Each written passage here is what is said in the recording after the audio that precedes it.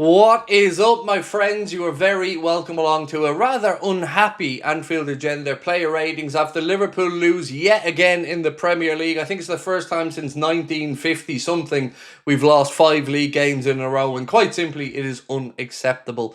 I'm going to go through the referee, the players, the substitutes and our manager, giving them all a score out of 10. If you'd like to play along at home, please feel free to do so in the comment section. As always, you're going to see two images. The upper right hand corner is the average Anfield Agenda audience score, and the large square in the centre is my score. If you want to take part in these videos moving forward and submit yours, make sure that you are signed up to the Anfield Agenda WhatsApp group. You will see the QR code there in the bottom right hand corner.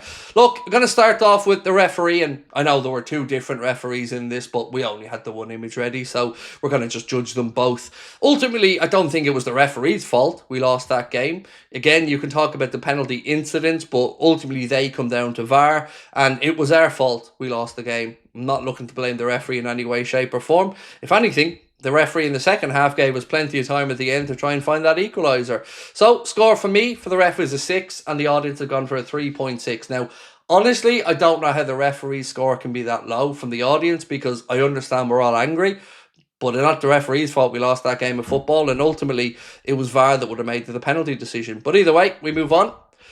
Georgie Mamadashvili. So this was a tough one, because I don't think ultimately there was much he could have done about the goals. I looked at the first one, the long throw in, it was too far out for him to come over his goal to try and claim. And the second one, it was just a one-on-one that he was unlucky with. So I think he did make some decent saves in the game. And also seen a lot of the ball because it was passed back to him quite a bit. So for me, I'm not going to blame Georgie on this one, but I am going to give him a score of 6 because I think it was, well, a kind of middling performance. The audience, by the way, sorry, I should go back on this one. The audience have gone with a 4.9 there for Georgie Mamadashvili. Connor Bradley. So the first goal comes from a missed bit of control on the wide far touchline from Connor Bradley, which goes out for a throw-in. Ultimately, I didn't think he carried on from the great performance we'd seen from him in midweek against Frankfurt. You're never going to see him hide out there on the pitch, Connor. He always puts himself available, always gets forward. But a whole defensive unit just isn't good enough, and he is part of that. So for me today, it's a 5 for Connor Bradley and a 4.4 from the Anfield Agenda audience.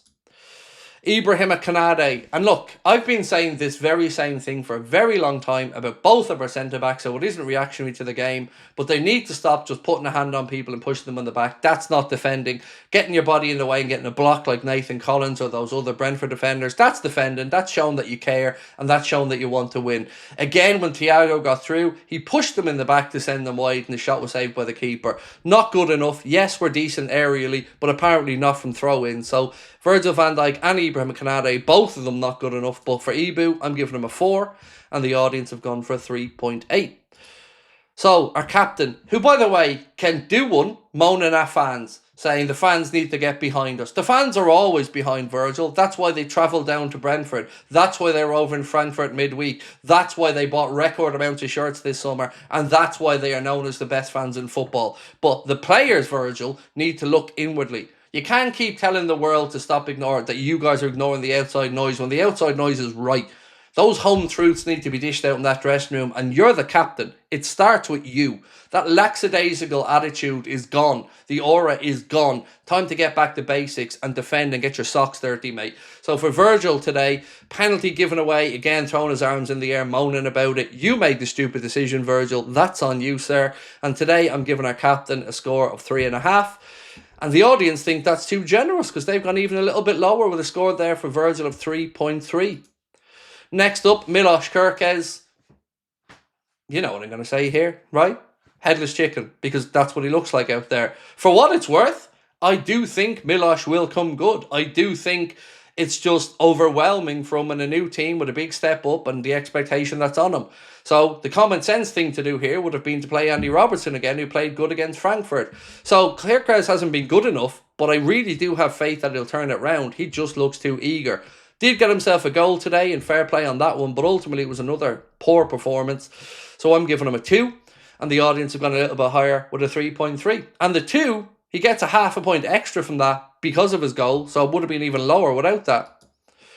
Curtis Jones, who again, I thought he was decent. Two midfielders, Curtis Jones and Dominic Szoboszlai, I think were decent in there.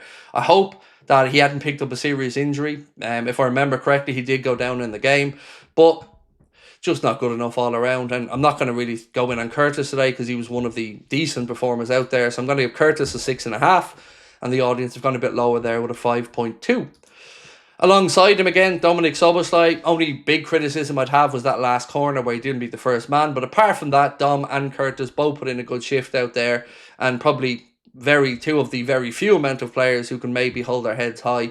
Dom has been in good form and shown the fight and determination that's lacking elsewhere in the team. So I'm giving Dom a 7, and the audience have gone for a 6.2. By the way, before I move on, we've run 2 polls tonight. One on the watch along or the match reaction, and one on Twitter. And the polls both asked the same questions. Arne Slot, out, not sure but leaning out, in or not sure but leaning in. Both of them had a minimum of 61% either out or leaning out. On YouTube, it was 70%. So Liverpool fans right now are angry and confused. Truthfully, I'm still processing it all and I don't know where I'm at. But this cannot continue. Liverpool Football Club cannot lose 5 league games in a row after spending nearly £500 million. So, Florian Wirtz just wasn't at the races again today. Most weeks I've said I've seen stuff in his performance that shows he's progressing. Today I didn't really see anything in that performance, so I'm going to give Florian a 4 today, and the audience has gone a little bit higher with a score there, 4.5. By the way, at the end, bringing him off to bring Gomez on, I truly don't understand what that was about or what it was going to achieve. Next up, Cody Gakpo. Again, he does what he always does. Cuts inside, gets shots away. He's never going to be lacking in effort. But there's no cohesion on the left side. Between Virgil, Kirkes and Gakpo, there's just nothing there. And I keep coming back to a lack of competition because we took bringing a kid off in the 70th odd minute to try and save the game. Gakpo has chipped in with his fair amount of goals. And again, today he wasn't the main culprit out there. But I didn't think it was another great performance from him. I'm giving him a 5.5. And the audience have gone even lower again with a score of 4. Mohamed Salah got a goal, which, he took well with a swing of his right foot, but it was another stinker of a performance. Absolutely awful. And I'm talking about in possession, not just the fact we couldn't get him into the game. Every time, just giving away the ball, being brushed off the ball.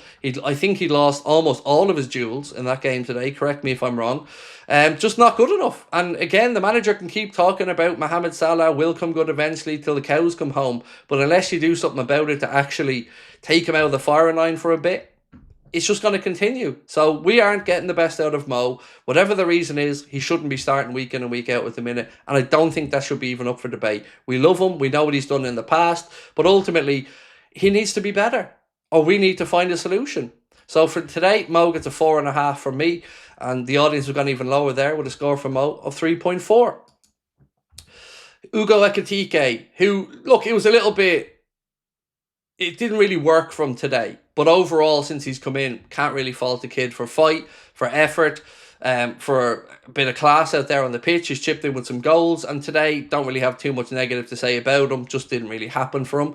So I'm going to give him a score of 5 today. And the audience have gone lower there with a score of 4.3. But I do think Hugo is one of the players this season so far that can hold his head up.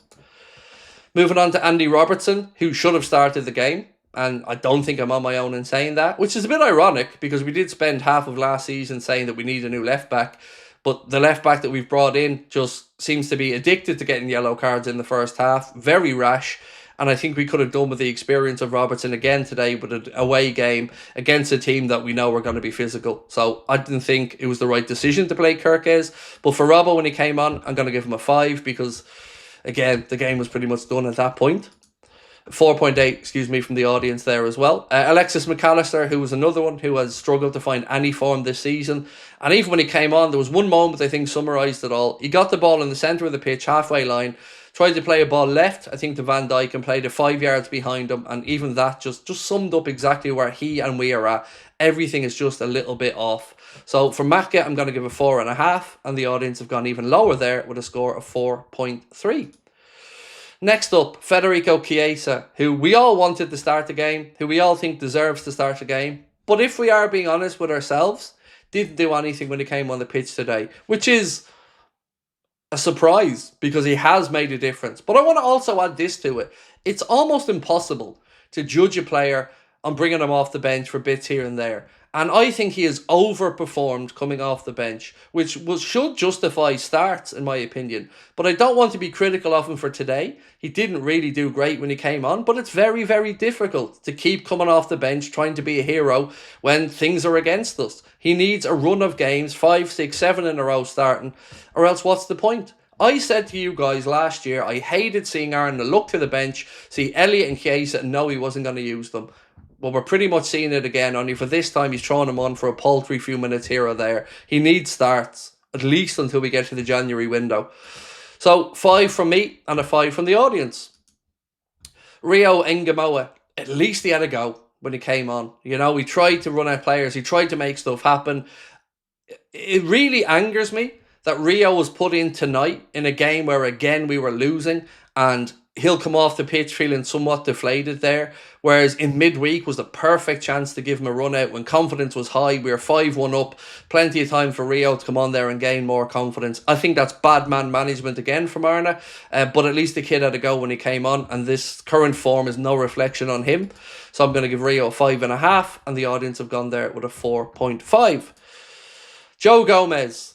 Again, you could make an argument that he could have started at right back, he could have started at left back, and bringing him on at the end for Wirtz is just a strange one. Feels like Joe is another one that the manager doesn't really want to give starts or many minutes to, so difficult one to judge. So I'm going to give him a 5, audience with a 4.5. And lastly, the manager, who, look, I'm sure he cares. I'm sure he does. But I don't know what signal it sends when you piss off to Dubai, when your team's falling apart and you need to find solutions.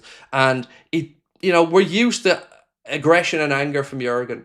And I don't know if this is a Dutch thing, because Virgil, Arna, they're all kind of similar, laid-back dudes. We need aggression, and we need somebody in that dressing room calling it like it is and holding players to account. And if the manager isn't able to do it or is unwilling to do it, then ultimately it's going to be his job. Liverpool fans are on the brink right now with Arna, many of them.